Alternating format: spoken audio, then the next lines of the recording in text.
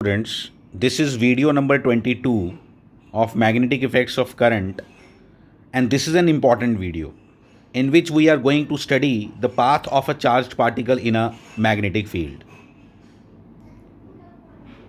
It all depends on the angle at which it is moving with respect to the magnetic field, means the angle between velocity and the magnetic field.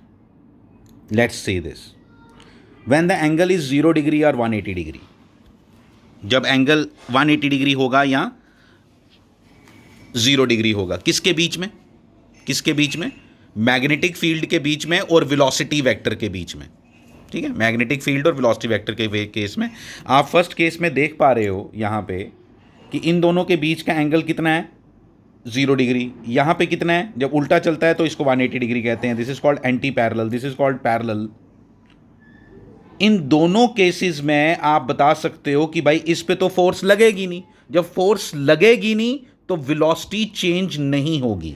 Velocity का नहीं change होना means ना direction change होगी, ना उसका magnitude change होगा, मतलब ना स्पीड चेंज होगी. जब एंगल कितना हो, जब एंगल हो किसके बीच में, जब नेट फोर्स जो है वो जीरो है, एक्सेलरेशन है नहीं. और ये हमारा फर्स्ट केस आ गया. और यही वो क्वेश्चन था जो हमने लास्ट वीडियो में क्वेश्चन नंबर 3 डिस्कस किया था. उसने पूछा था कि एक इलेक्ट्रॉन बीम है, वो अनडिफ्लेक्टेड निकल गया किसके बीच में से, अनडिफ्लेक्टेड चला गया एक जगह से, तो क्या मैं बोल सकता हूँ कि वहाँ पे मैग्नेटिक फील्ड नहीं है? नहीं मैम, नहीं बोल सकता. There can be a magnetic field. अगर वो मैग्नेटिक फील्ड उसके साथ पैरेलल या एंटी पैरेलल हुआ, वो तब भी अनडिफ्लेक्टेड और विदाउट चेंजिंग इट्स वेलोसिटी निकल जाएगा. तो इसलिए इलेक्ट्रॉन बीम का वहाँ से सीधा निकल जाना ये नहीं बता सकता मुझे श्योरिटी के साथ कि वहाँ पे मैग्नेटिक फील्ड था या नहीं था. नहीं भी हो सकता है, हो भी सकता है. इसके बाद ये वाला केस सबसे इंपॉर्टेंट केस है. क्या लिखा है यहाँ पे, हम इसको ज़रा डिटेल में डिस्कस करने वाले हैं. इसको अच्छे से रीड भी करोगे आप, यहाँ पे जो चीज़ें लिखी हुई हैं. When the motion of the charged particle, सीधा बोलो, when angle between V vector and B vector is 90 degree. 90 degree exact angle जब होगा तो क्या होगा, आओ देखें ज़रा क्या होगा. आओ देखें, इस फिगर में देखते हैं ज़रा. ये एक पॉजिटिव चार्ज है, ये मान लो इधर जा रहा है. मैग्नेटिक फील्ड क्रॉसेस बनाए हैं, डैट मीन्स कि इसके साथ 90 डिग्री पे तो है ही है. रादर क्रॉसेस बनाने के कारण तो ऐसा ऐसा ऐसा ऐसा कोई भी इधर कोई भी वेक्टर ड्रॉ कर लो इस पेज के ऊपर, उन सब के बीच में एंगल 90 डिग्री ही होगा मैग्नेटिक फील्ड और उस वेक्टर के बीच में. इसलिए जब क्रॉसेस यहाँ बने हैं, मैग्नेटिक फील्ड इस तरह से दिखाया गया है कि वेक्टर मैग्नेटिक फील्ड कैसा है, magnetic field is into the board. ये सारी लाइंस हैं, ये सारे वेक्टर हैं, ये जो क्रॉस दिखाई दे रहे हैं आपको. Just understand this. ये सारे के सारे क्रॉसेस हैं, ये इस तरह से हैं. सारे एरो आपको दिखाई देने चाहिए कि ये सारे एरो इस समय आपकी स्क्रीन के ऊपर गिर रहे हैं. ये सारे के सारे एरो आपकी स्क्रीन के ऊपर गिर रहे हैं. और ये सारे के सारे एरो किसके हैं, ये सारे के सारे एरो आपके मैग्नेटिक फील्ड के हैं. This is a uniform magnetic field, यानी इसकी वैल्यू हर जगह सेम है. और मैं क्या बात कर रहा हूँ इसके बारे में कि यहाँ पे इसके साथ एंगल जब 90 डिग्री होगा, आप बड़े क्लियरली इसमें फ्लेमिंग्स लेफ्ट हैंड रूल लगा के ये पता लगा सकते हो कि इसकी फोर्स की डायरेक्शन इधर होगी. जब ये इधर डायरेक्शन होगी यानी 90 डिग्री पे इसके साथ होगी तो क्या होगा, इसकी डायरेक्शन चेंज होगी. आपको ये क्लियरली पता होना चाहिए कुछ बातों का. मैं आपको दोबारा से बता देता हूँ. अगर फोर्स की डायरेक्शन वेलोसिटी वेक्टर के साथ 90 डिग्री हो तो क्या वेलोसिटी चेंज होती है? बिल्कुल होती है. और जो वेलोसिटी चेंज होती है, वेलोसिटी का चेंज होना 3 फैक्टर्स हो सकते हैं वेलोसिटी के चेंज होने में, याद रखोगे. मैग्नीट्यूड का चेंज होना, डायरेक्शन का चेंज होना, या दोनों का चेंज होना. When the angle between force and the velocity vector is 90 degree, then velocity changes, but due to the change in direction, only direction changes. And when only direction changes without changing the magnitude, it forms a circle.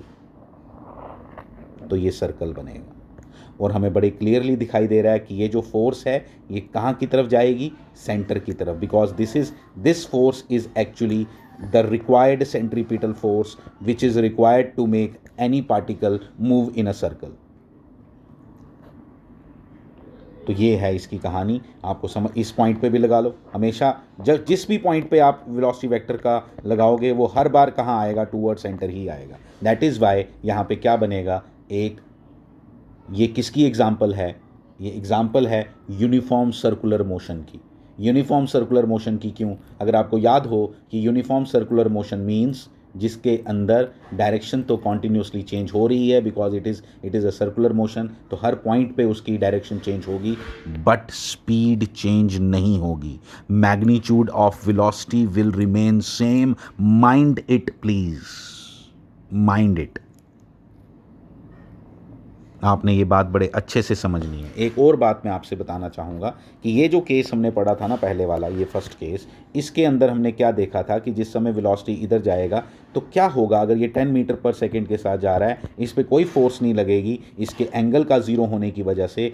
Force नहीं लगने का मतलब ये नहीं है कि ये यहाँ स्टॉप कर जाएगा। ये क्या होगा, ये उसी वेलोसिटी के साथ चलता जाएगा जिस वेलोसिटी के साथ एंटर किया था, without changing the direction, without changing the magnitude, ये आगे चलता जाएगा। ये भी याद रखो। और यहाँ पे क्या होगा, यहाँ पे वेलोसिटी तो चेंज हो रही है लेकिन सिर्फ डायरेक्शन चेंज हो रही है वेलोसिटी की, इसलिए यहाँ पे क्या बनेगा, एक सर्कल बनेगा। ठीक है, ये भी समझ आ गया। यानी कि मैंने अभी क्या याद रख लेना है कि जब भी इसमें बहुत सी चीज़ें अंडरस्टैंड करने वाली हैं और बड़े अच्छे से आप अंडरस्टैंड करोगे इसको, मैं आपको बता देता हूँ। 2-4 चीज़ें आपको बताऊँगा, आप अपनी कॉपी पे अपनी लैंग्वेज में लिख के रखो। These are very important things. क्या कि ये सर्कल कहाँ बनेगा, ये हमने हमेशा याद रखना होता है। क्या, एक तो बात ये याद रखो कि जिस डायरेक्शन में आपका मैग्नेटिक फील्ड हो उसके परपेंडिकुलर प्लेन में ये सर्कल बनता है। आई मीन टू से कि अगर आपका जो बी वेक्टर है वो आपको ऐसे गिवन हो, बी नॉट के कैप, ठीक है, बी नॉट के कैप, के कैप मतलब जेड, तो जेड को छोड़ के कौन से दो एक्सिस बचे, एक्स और वाई, तो एक्स वाई प्लेन में बनेगा। डन है। अगर B naught, B equal to B naught I cap हो तो वाई जेड प्लेन में बनेगा। आपको समझ आ गया, क्योंकि आई मीन्स एक्स, तो वाई जेड प्लेन में बनेगा। एक बात ये, फर्स्ट आपको बात नोट कर ली। सेकंड ये कि ये जो होगा ये हमेशा टेंजेंट होगा, किसके साथ, जो वेलोसिटी आपको गिवन होगी उसके साथ हमेशा टेंजेंट होगा। इस पे हमने न्यूमेरिकल्स भी करने हैं। तीसरी बात, जो सर्कल बनेगा उसका सेंटर कौन बताएगा आपको, फ्लेमिंग्स लेफ्ट हैंड रूल या राइट हैंड, जो भी आप यूज़ करना चाहते हो, क्रॉस प्रोडक्ट वाला राइट हैंड रूल या लेफ्ट हैंड रूल जो आपको इसमें बताया है, उसके according centre of the circle कहाँ होगा, जहाँ पे आपके फोर्स की डायरेक्शन होगी। हम करेंगे न्यूमेरिकल, इस पर आपको क्लियर हो जाएगा ये सब बातें। 3 बातें मैंने बता दी हैं, तीनों आप नोट करके रखोगे। फर्स्ट आपको क्या बताई, परपेंडिकुलर टू द, हमेशा क्या होगा, किस प्लेन में होगा सर्कल, किस प्लेन में बनेगा, वो उस प्लेन में बनेगा जिस एक्सिस में आपका बी है, उसके जो छोड़ के जो दो बचेंगी, जो मैंने आपको अभी समझाया, वो आएगा आपका, वहाँ सर्कल बनेगा। सेकंड आ गया, it is always tangent to the velocity vector जो आपको गिवन होगा, जिस वेलोसिटी के साथ वो मैग्नेटिक फील्ड के अंदर है चार्ज पार्टिकल, उसके हमेशा टेंजेंट होगा। और तीसरा, उसका सेंटर अगर आपको फाइंड करना होगा कि सेंटर कहाँ है। ठीक है, अब देखो ना, ऐसे मैं आपको बताता हूँ, आप समझ नहीं पा रहे होगे। ये जैसे ये है और मैं आपको बोलूँ यहाँ पे ये आपको वेलोसिटी वेक्टर मैंने दे दिया, मान लो ये, ठीक है। तो अब सर्कल कहाँ बनेगा, वो सर्कल हमेशा फोर्स की डायरेक्शन फाइंड करो। फोर्स की डायरेक्शन फाइंड करने के आपको तरीके सिखाए हैं मैंने, नहीं आते तो हम कुछ कर नहीं सकते अभी स्टेज पे, ठीक है। तो ये आ गया आपका, ये सेंटर कहाँ होगा, इधर होगा, और प्लेन कौन सा होगा, इसके परपेंडिकुलर, वो दिख ही रहा है। Very simple. तो ये कहानी है इसकी। फिर आगे हम बढ़ें, इस पे क्वेश्चंस करेंगे हम, डिटेल क्वेश्चंस हैं इसके पाथ के ऊपर, वो बड़े इंटरेस्टिंग क्वेश्चंस हैं, वो अच्छे से करने हैं हमने। एक तीसरा केस और है जो मैंने इस वीडियो में कवर नहीं करना है, वो आपके दिमाग में होना चाहिए इस समय, कि एंगल ना 90 हो, ना 0 हो, ना 180 हो, फिर और भी तो बड़े एंगल होते हैं, 30 डिग्री, 60 डिग्री, 80 डिग्री। अगर ऐसे एंगल्स हों तो कैसा पाथ होगा, तो कैसे ये पाथ ऑफ चार्ज पार्टिकल होगा, वो इंटरेस्टिंग केस है। उसको हम एक बार दोबारा डिस्कस करेंगे अगले पोर्शन में, ठीक है, अगले वीडियो में रादर। ठीक है। अब इसमें क्या क्या चीज़ें और फाइंड की जा सकती हैं मैं आपको बता देता हूँ, इसी में बताता हूँ। ठीक है, पीछे सब लिखा हुआ है लेकिन इधर बताता हूँ। रेडियस फाइंड करना है पहले मुझे। रेडियस कैसे फाइंड करेंगे, देख लो मैं फार्मूला याद, कई बार भूल जाते हैं फार्मूले, याद करते रहो। मैं तो आपको याद करने के लिए कभी नहीं बोलूँगा, जब आप प्रैक्टिस के दौरान उनको यूज़ करते हो तो ऑटोमेटिकली आपको याद हो जाते हैं। क्या अभी बोला कि रिक्वायर्ड सेंट्रीपिटल फोर्स, ये होती है centripetal force mv²/r will be provided by, किसने, ये जो मैग्नेटिक फोर्स है कितनी होती है वो QVB sin theta. sin theta क्यों लिखूं, क्योंकि थीटा तो यहाँ 90 है, तो थीटा 90 है तो इसलिए सिर्फ QVB। तो फिर R इक्वल टू क्या आ गया, R इक्वल टू आ गया mv²/QVB। VA कैंसिल हो गया और अल्टीमेटली आ गया mv/QB। हो गया पहली डेरिवेशन, रेडियस निकल गया mv/QB। कोई मुश्किल नहीं है रेडियस निकालना। ठीक है, जब एक बार आपको रेडियस पता चल गया, अब रेडियस पता लगाने के बाद इसको मैं क्या लिख सकता हूँ, दिस इज ऑल्सो मोमेंटम। ठीक है, ये भी लिख सकता हूँ, कोई सारे फॉर्मूले याद करने नहीं होते, एक बार पता चल गया मोमेंटम पता तो है। काइनेटिक एनर्जी और मोमेंटम का आपस में रिलेशन होता है ये 2km, ये के काइनेटिक एनर्जी है, लिख लेना अपने पास, अपॉन QB।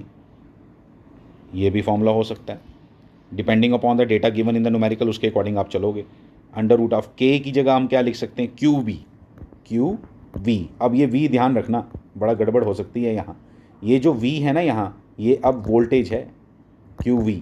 ठीक है, पोटेंशियल QV इंटू m/QB। ठीक है, तो ये भी फॉर्मूला हो गया, ये भी फॉर्मूला हो गया। ये किसका, ये भी किसके लिए, k की जगह क्या डाल दिया QV, उधर से हमारे को रेडियस है, ये रेडियस के कुछ सब फॉर्मूला बन गए। आप एक मैं तो यहाँ से करूँगा, मैं तो आज भी यहीं से करता हूँ, मुझे कोई पूछे तो मैं कॉन्सेप्ट याद करता हूँ और यहाँ से ये सब लिख लेता हूँ। ठीक है, लेकिन मैं नहीं, आप बोलोगे टाइम वेस्ट होगा, तो टाइम वेस्ट होगा तो प्रैक्टिस करनी पड़ती है। फॉर्मूले रट्टा नहीं बचते कभी भी, ये मैं बता देता हूँ आपको। आप जब तक प्रैक्टिस करके उनको न्यूमेरिकल्स के अंदर यूज़ करोगे तो ऑटोमेटिकली याद हो जाएंगे। याद हो जाना और याद करने में, दोनों में बहुत फ़र्क होता है। ठीक है, तो याद ऐसे ऐसे आप बोलोगे मैं पेज पे लिख लेती हूँ सारे फार्मूला और उनको याद कर लेंगे हम, तो इट इज़ वेरी डिफ़िकल्ट।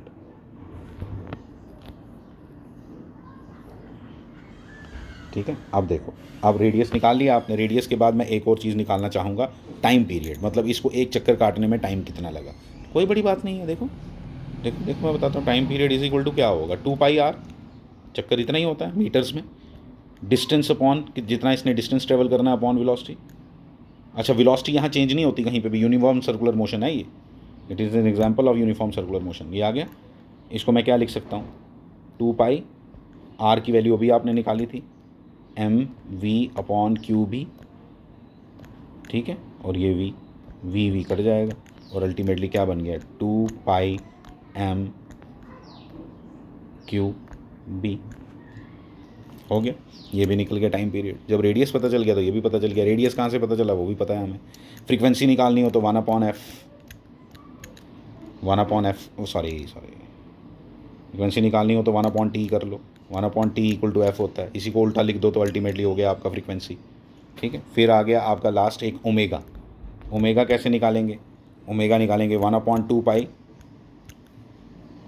1/2π, एक मिनट, ओमेगा इक्वल टू होता है 2πf, ख़त्म। ओमेगा इक्वल टू 2πf या 2π/t। टी अभी आपने लिखा था, एफ भी आपने लिखा था, यहाँ सब्स्टिट्यूट करो तो आपको आंसर आ जाएगा, कोई मुश्किल नहीं है इसमें। अब एक और आपको बात बता देता हूँ, कई बार ऐसे भी देखने को आपको मिल सकता है कि रेडियस जो है वो अभी आपने लिखा mv/QB। ठीक है, mv/QB, तो इसमें आप m/ स्पेसिफिक चार्ज, एक टर्म हम यूज़ करने वाले हैं, स्पेसिफिक चार्ज। स्पेसिफिक चार्ज होता है अल्फ़ा से रिप्रेजेंट, और अल्फ़ा इक्वल टू होता है Q/m। क्या होता है, Q/m। तो इसी चीज़ को क्या लिख सकते हैं हम, v/α/b। रेडियस को अल्फ़ा हो गया Q/m, स्पेसिफिक चार्ज। ठीक है, केमिस्ट्री में हो सकता है आपने बड़ी बार यूज़ किया हो, चार्ज पर यूनिट मास, तो उसको यूज़ करके ये बन गया अल्फ़ा। तो बाकी सब चीज़ें भी आप अल्फ़ा में निकाल सकते हो जहाँ जहाँ आपको Q/m दिखाई देगा। ठीक है, तो ये सब था इसके अंदर, जहाँ पे हमने सर्कुलर मोशन को डिटेल में डिस्कस किया। इसके ऊपर कुछ क्वेश्चंस करने हैं अब हमने सर्कुलर मोशन पे। ठीक है, 2-3 वीडियोस अभी इसके उस पे आएंगे, इसके न्यूमेरिकल्स पे आएंगे सर्कुलर मोशन के, जहाँ पे हर बार एंगल 90 होगा, 90 के अलावा कुछ नहीं होगा। ठीक है, फिर हम एक और वीडियो बनाएंगे जिसके अंदर हम डिस्कस करेंगे angle other than 90, other than 0 और 180 हो तो क्या होता है। ठीक है, फिर उसके ऊपर numericals and so on. Thank you very much.